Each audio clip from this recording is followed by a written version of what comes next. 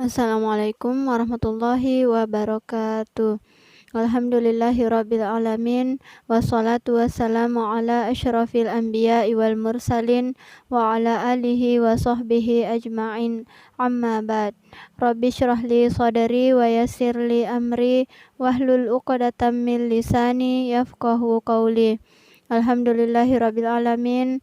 Segala puji bagi Allah yang telah memberikan kita berjuta kenikmatan, termasuk nikmat kesehatan dan nikmat kesempatan, sehingga kita kembali dipertemukan pada hari ini dalam kegiatan tadarus. Salam dan salawat kita kirimkan kepada junjungan kita Nabi Muhammad SAW yang menjadi suri tauladan bagi kita semua. Anak-anakku sekalian, pada hari ini kita akan mempelajari hukum bacaan mad layyin. Apa itu mad layyin? Mad layyin artinya apabila ada waw sukun atau ya sukun yang didahului dengan huruf hijaiyah yang berharokat fathah. Saya ulang ya. Apabila ada huruf waw sukun atau ya sukun yang didahului dengan huruf hijaiyah yang berharokat fathah, maka cara membacanya adalah dengan cara halus dan lembut, serta tidak boleh dibaca panjang, kecuali jika dalam keadaan waqaf atau berada di ujung ayat.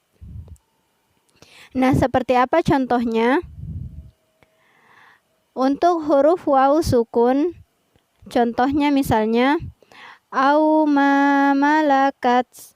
Au ini didahului dengan huruf hijaiyah yang berharokat fathah. Jadi ada waw sukun yang didahului dengan huruf alif yang berharokat fathah. Au. Nah, di sini karena dia berada di tengah ayat, maka tidak boleh dibaca panjang. Au ma malakat. Jadi tidak boleh au ma malakat.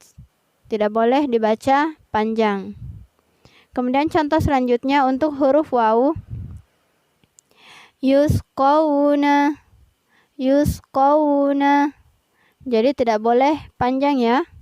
Tidak boleh yusqawna karena dia tidak berada di ujung ayat. Dia tidak dalam keadaan waqaf. Kemudian untuk huruf ya sukun contohnya fi lailatil qadar.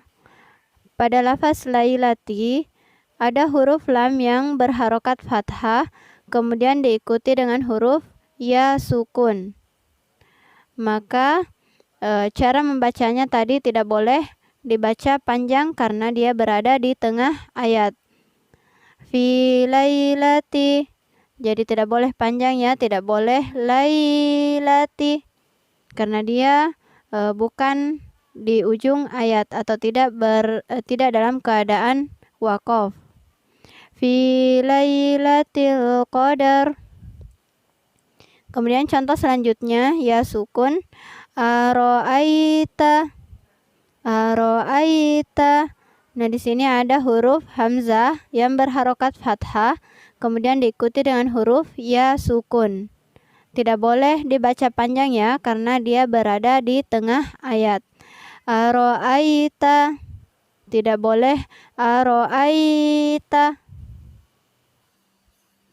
Berbeda halnya jika waw sukun atau ya sukun yang didahului dengan huruf hijaiyah yang berharokat fathah ini berada di ujung ayat atau dalam artian dia dalam keadaan waqaf, maka cara membacanya adalah dengan dipanjangkan. Contoh misalnya dalam surah Quraisy, li'ilafi Quraisy. Nah, di sini di ujung ada lafaz Quraisy.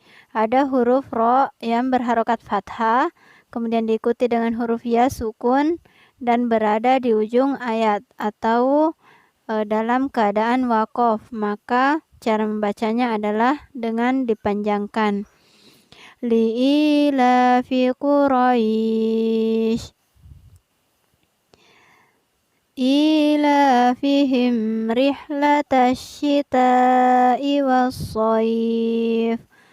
Pada lafaz was-shayf ada huruf sha yang berharokat fathah kemudian diikuti dengan huruf ya sukun dan berada di ujung ayat. Maka cara membacanya adalah dengan dipanjangkan. Was-shayf. Nah, sekarang anak-anakku sekalian, silakan ambil Al-Qur'annya masing-masing. Kita coba baca surah At-Tin dan kita terapkan apa yang telah kita pelajari tadi, yakni mad layyin. Kemudian juga jangan lupa cara-cara penyebutan huruf, cara-cara penyebutan huruf hijaiyah yang telah kita pelajari pada pertemuan sebelumnya, serta hukum bacaan qalqalah dan gunnah. Sekarang kita buka surah At-Tin. A'udzu billahi minasy syaithanir rajim. Bismillahirrahmanirrahim. Wattini wazzaitun.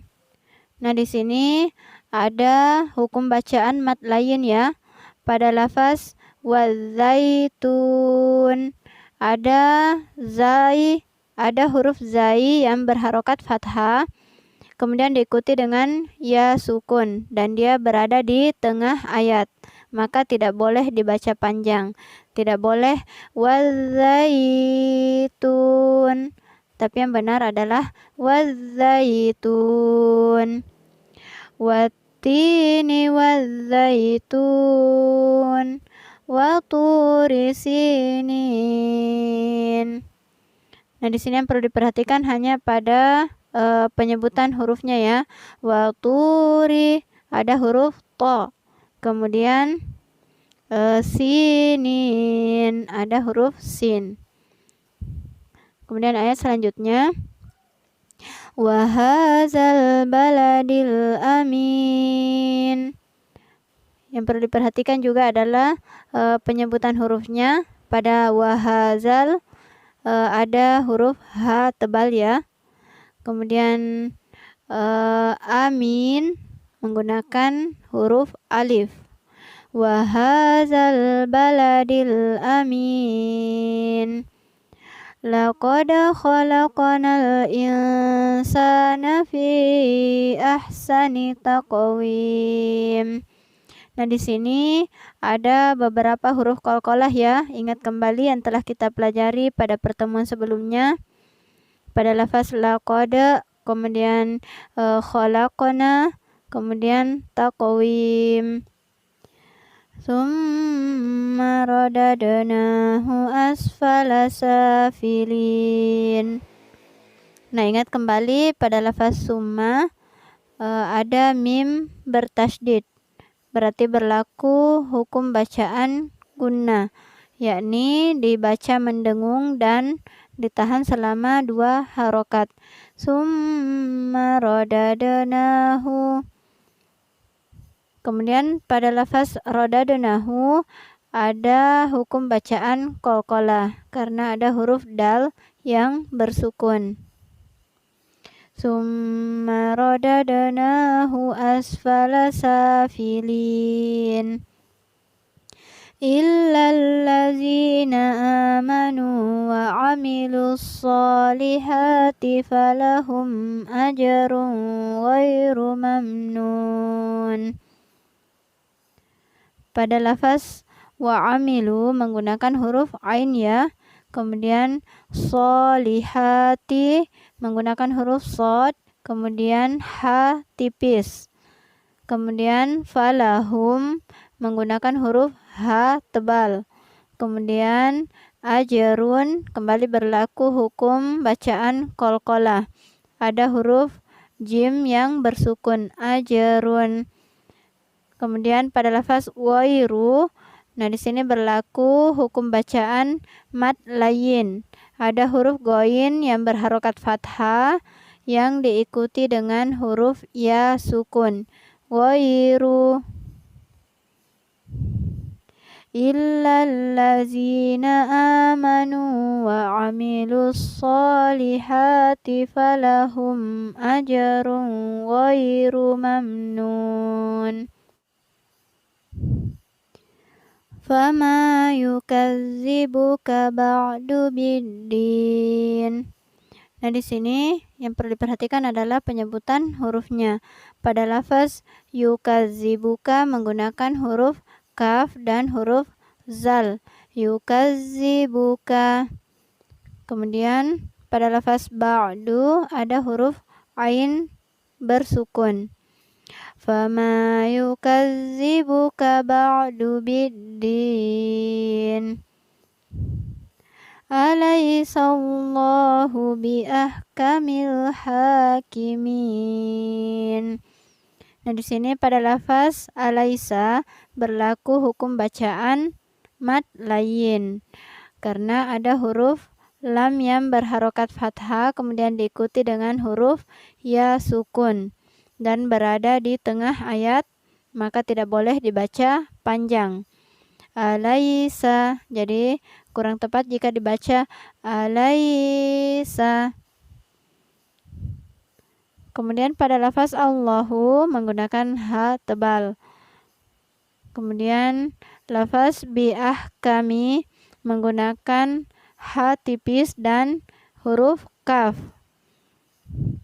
Begitu juga pada lafaz hakimin ada ha tipis dan huruf kaf.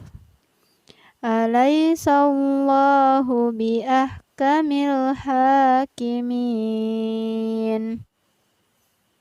Sebagai tambahan untuk hukum bacaan mad layin ini, sebagaimana telah dijelaskan di awal tadi, mad layin yaitu apabila ada waw sukun atau ya sukun yang didahului dengan huruf hijaiyah yang berharokat fathah. Nah, di sini waw sukunnya kurang tepat apabila terdengar lafaz o. Yang benar adalah lafaz u. Kemudian untuk ya sukunnya kurang tepat apabila terdengar lafaz e. Yang benar adalah lafaz i. Seperti apa contohnya? Misalnya au ma malakat. Pada lafaz au kurang tepat apabila terdengar lafaz o. Misalnya au ma malakat. Au. Ini kurang tepat ya. Tapi yang benar adalah au. Au ma malakat. Lafaz u. Au bukan ao. Kemudian untuk ya sukun contohnya fi lailati. Ada ya sukun yang didahului dengan huruf hijaiyah yang berharokat fathah, maka ya sukunnya tidak kurang tepat apabila terdengar lafaz e. Lailati. Tapi yang benar adalah lafaz i. Lailati. Fi lailati.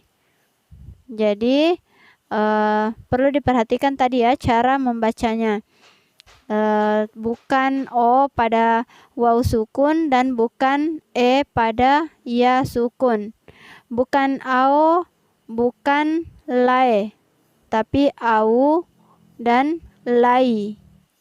Sekarang kita coba ulangi kembali membaca surah At-Tin. Bismillahirrahmanirrahim. Wattini wazzaitun wa turi sinin wa hadzal baladil amin. Laqad khalaqnal insana fi ahsani taqwim. Tsumma radadnahu asfala safilin. Illal ladzina amanu wa amilus solihati falahum ajrun ghairu mamnun. Fama yukadzibuka ba'du biddin. Alaihissallahu biahkamil hakimin. Nah, demikian anak-anakku sekalian, kita perbaiki bacaan sedikit demi sedikit dan kita terapkan ketika membaca Al-Quran. Kita cukupkan pertemuan kita pada hari ini dengan ucapan Alhamdulillahirabbil alamin. Kita sama-sama membaca doa kafaratul majelis. Subhanakallahumma wa bihamdika asyhadu an la ilaha illa anta astaghfiruka wa atubu ilaik. Wassalamualaikum warahmatullahi wabarakatuh.